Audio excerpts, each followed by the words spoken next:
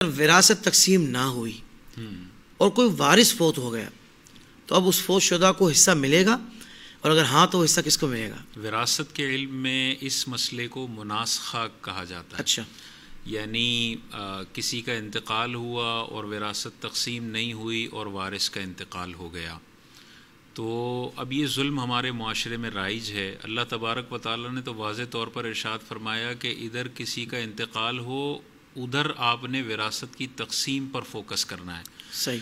لیکن یہاں پر مسئلہ یہ ہے کہ اگر کسی کا انتقال ہوتا ہے نا، والد صاحب کا انتقال ہوا، تو قرآن کے حکم پر عمل کرنے سے روکنے کے لیے سب سے پہلے والدہ آ جاتی ہیں، جب تک میں زندہ ہوں ابا کی جائیداد تقسیم نہیں ہوگی۔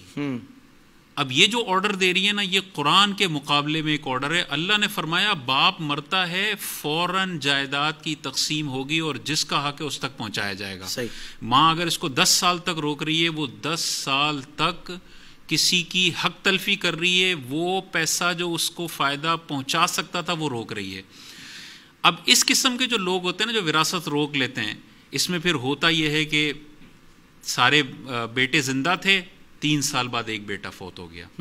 اب جو ابا کے مال سے ایک بیٹے کو فائدہ پہنچنا تھا، 3 سال تک وہ اس سے محروم رہا، یہاں تک کہ قبر میں چلا گیا۔ ساری زندگی اپنے باپ کے وراثت کے پیسوں سے وہ محروم رہا۔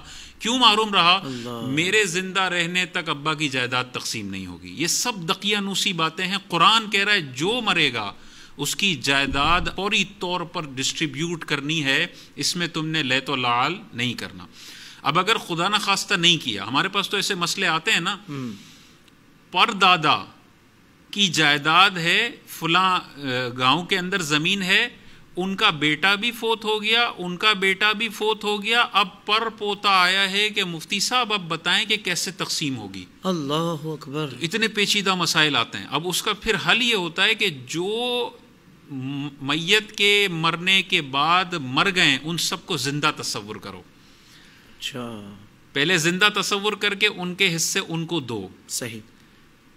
پھر وہ مر گئے تو ان کی جائیداد پھر ان کے وارثوں میں تقسیم کرو، یعنی پورا ایک ان کا شجرہ بنے گا۔ صحیح۔ اگر پر دادا کی جائیداد تقسیم نہیں ہوئی کہ بیٹا فوت ہو گیا، تو بیٹے کو زندہ تصور کرو اور اس کا جتنا حصہ بن سکتا تھا وہ دو۔ لیکن وہ مر چکا ہے تو اب کس کو دو گے؟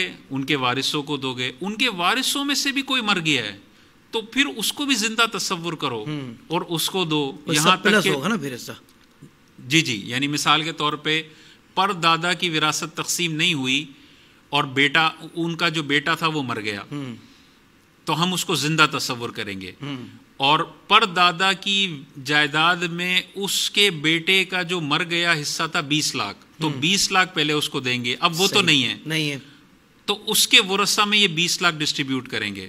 مثال کے طور پہ اس کے ورثہ میں ایک بیٹا ہے، وہ بھی مر گیا اور اس کو ملنا تھا 10 لاکھ، تو اس پوتے کو زندہ تصور کریں گے، اس کو 10 لاکھ دیں گے، اور پھر اس کے جو ورثہ ہیں ان میں یہ 10 لاکھ روپے ڈسٹریبیوٹ۔ تو بڑا پیچیدہ مسئلہ ہے، یہ بنایا جاتا ہے مناسخے کا مسئلہ۔ اس میں صرف گزارش یہ ہے آپ جائیداد تقسیم کر دیں، اگر وہ مر گیا تو آپ نے ساری زندگی اس کی حق تلفی کی ہے، اس کا حساب اب دینا پڑے گا، اور اگر حق تلفی کر لی ہے تو اب توبہ کر کے نا اب اس کے ورثہ میں فوراً جائیداد تقسیم کر دیں۔ صحیح۔